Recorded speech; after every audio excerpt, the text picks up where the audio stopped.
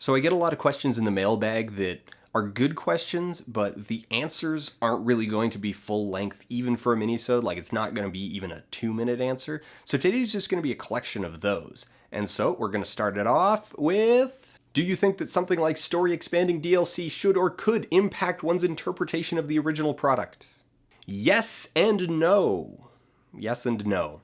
A little perspective before I dig deeper. DLC is a bit of a unique thing in that it allows for modular expansion of a storyline in a size and delivery that was previously really uncommon, even across like all different media, like movies, comics, television, and even still in video games, relative to the total volume and composition of DLC that is released, story DLC is less common and often steers towards unimportant plot cul-de-sacs, maybe adding some mild characterization, but it's still rare for DLC to really ask the player to reevaluate their view of a core character. Burial at Sea and some of the chewier Mass Effect DLC are still, they're the exception rather than the norm. Also, DLC tends to have a relatively low adoption rate relative to the main game or, say, a full-on expansion pack or a sequel, and as such tends to have much less traction in the collective culture. So with that in mind, there are, I think, two layers to the question. Should you let DLC impact the way that you view and interpret a work as a whole? Yes, absolutely. If DLC or a tie-in novel or an online short or a supplementary comic book or any other expansion of a story impacts the way that you feel about it,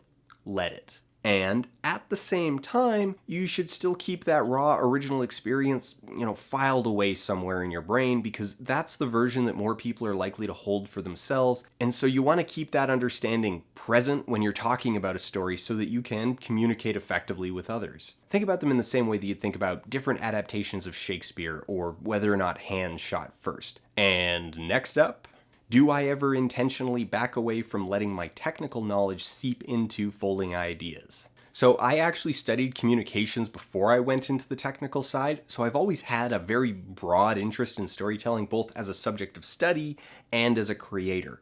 And rather than backing away from the technical, I feel like I've tried to inject it wherever appropriate, and I am in many ways an apologist for accidental meaning or things that end up in a story because of the logistical limitations of production. And next up, so why does the angry game smasher smash games angrily? Well, he is quite angry and enjoys smashing games on YouTube.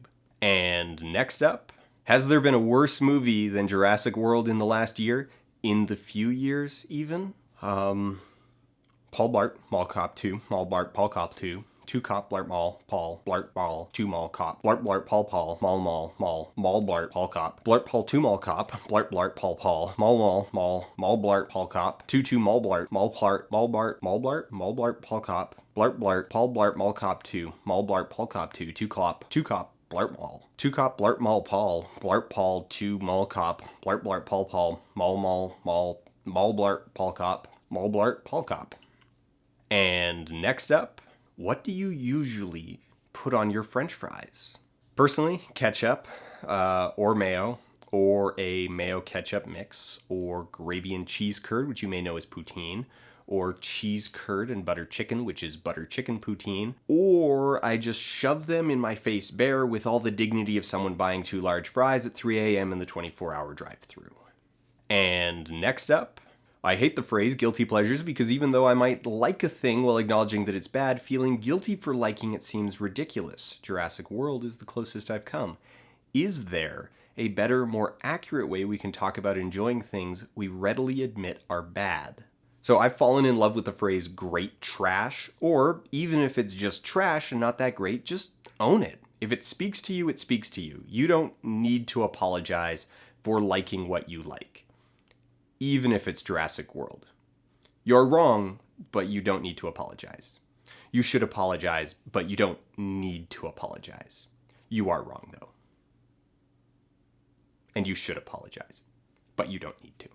And next up, do you have any opinion on what happened to make M. Night Shyamalan's more recent films stop being critically and commercially successful? This one's actually really simple. First, they stopped being good, and then they stopped being fun.